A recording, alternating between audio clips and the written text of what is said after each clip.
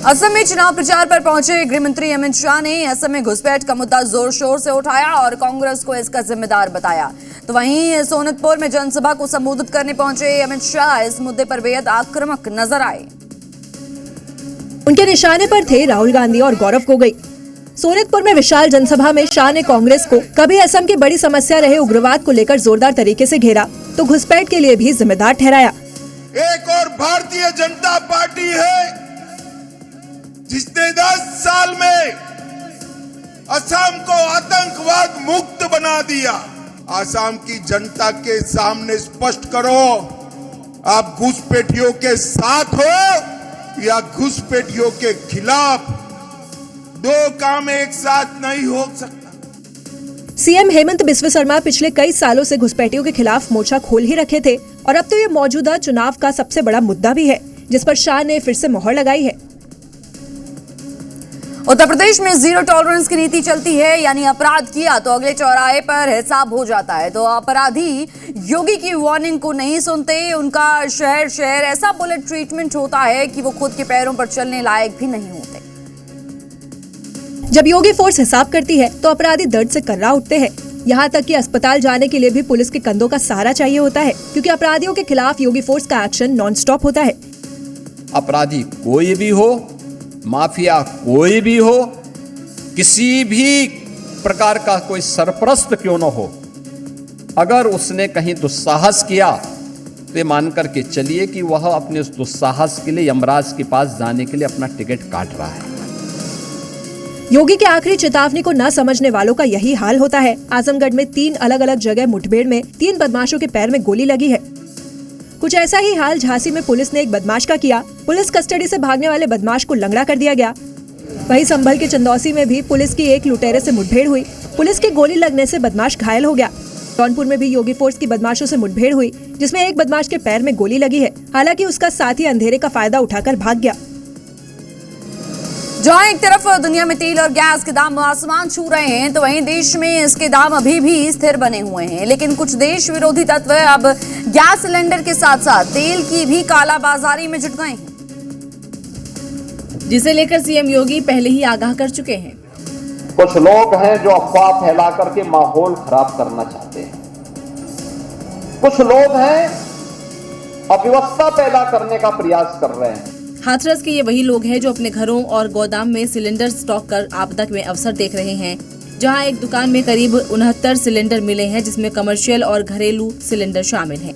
जमाखोर gas के साथ साथ पेट्रोल डीजल की भी कालाबाजारी में जुट गए हैं। कुशीनगर से ऐसी ही तस्वीर सामने आई है जहां ई रिक्शे में 300 लीटर पेट्रोल और 200 लीटर डीजल यूपी से बिहार ले जा रहे हैं। 8-9 गैलन है। 8-9 गैलन है। कितना लीटर होगा? 300 लीटर। हाँ, 300-400 लीटर होगा। कहाँ ले जा रहे हैं? मरचावा ले।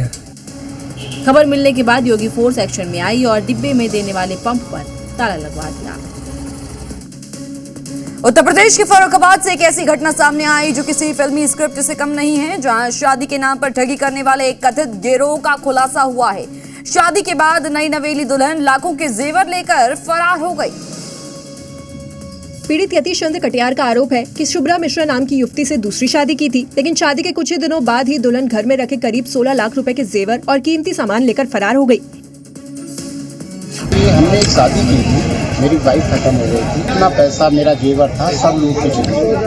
बाद में हमने छानबीन की तो पता चला ये लोग घोर चलाते हैं और ऐसे ही लोगों को ठग लेते हैं।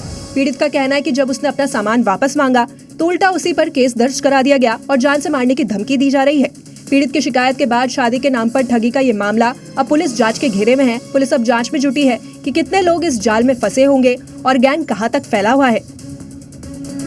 उत्तर प्रदेश में कोडिन कफ सिरप मामले में योगी फोर्स का एक्शन जारी है और इसी कड़ी में उत्तर प्रदेश के वाराणसी में कोडिन कांड के मास्टरमाइंड शुभम जायसवाल के सहयोगी के घर डुगडुगी बजाई गई।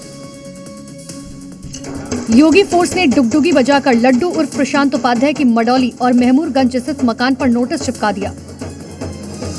नोटिस चिपकाकर ऐलान किया गया कि 30 मार्च तक अगर लड्डू कोर्ट में पेश नहीं हुआ तो फिर मकान को कुर्क करने की कार्रवाई की जाएगी। आरोपी 9 जनवरी से फरार है, जिसकी लंबे वक्त से तलाश की जा रही है और अब आरोपी के घर पर नोटिस चिपका दिया गया। कफ सिरप मामले में आरोपी प्रशांत के खिलाफ कोर्ट से NBW जारी है। प्रशांत उपाध्याय कोडिन माफिया शुभम जायसवाल का पार्टनर है और इस मामले में प्रशासन लगातार आरोपियों की संपत्ति को कुर्क करने की कार्रवाई कर रही है।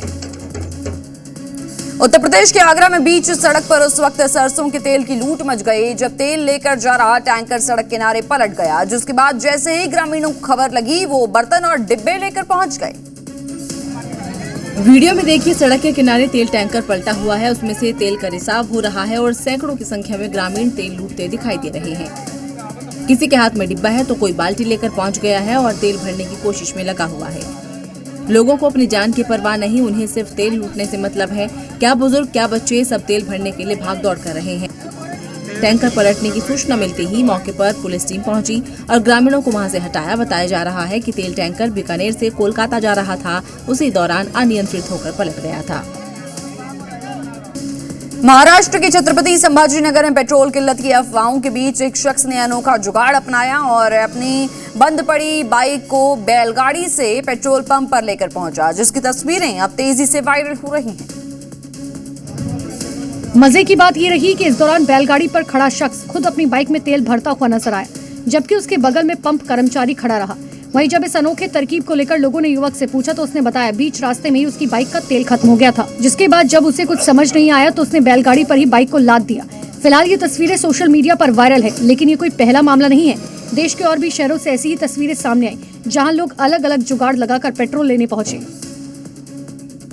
और अभी की ऐसी खबर जिसे देखकर आप हंस भी पड़ेंगे और हैरान भी हो जाएंगे। ज्यादा शो ऑफ कभी कभी भारी पड़ जाता है। बारात में भौकाल दिखाने के लिए नया आईफोन लिया, फिर वही आईफोन पहुंच गया सीधे नाले में और उसके बाद क्या हुआ देखिए। ये है औरैया की एक बारात का सीन। कचरे से भरे नाले में गोते लगाता ये है दूल्हे का भाई, जिसके नए कपड़े नाले के गंदे पानी से खराब हो गए, लेकिन उसे इसकी फिक्र नहीं है। उसे फिक्र है इससे भी ज्यादा महंगे आईफोन की। थोड़ी देर पहले तक दूल्हे के भाई ने हाथ में नया आईफोन 17 पकड़ा हुआ था और चेहरे पर अलग ही कॉन्फिडेंस। तभी डांस के बीच किसी का हाथ लगा और आईफोन सीधे हाथ से फिसलकर नाले में गिर गया। बारात अपनी जगह, लेकिन दूल्हे के भाई का फोकस सिर्फ आईफोन 17 ढूंढने पर था।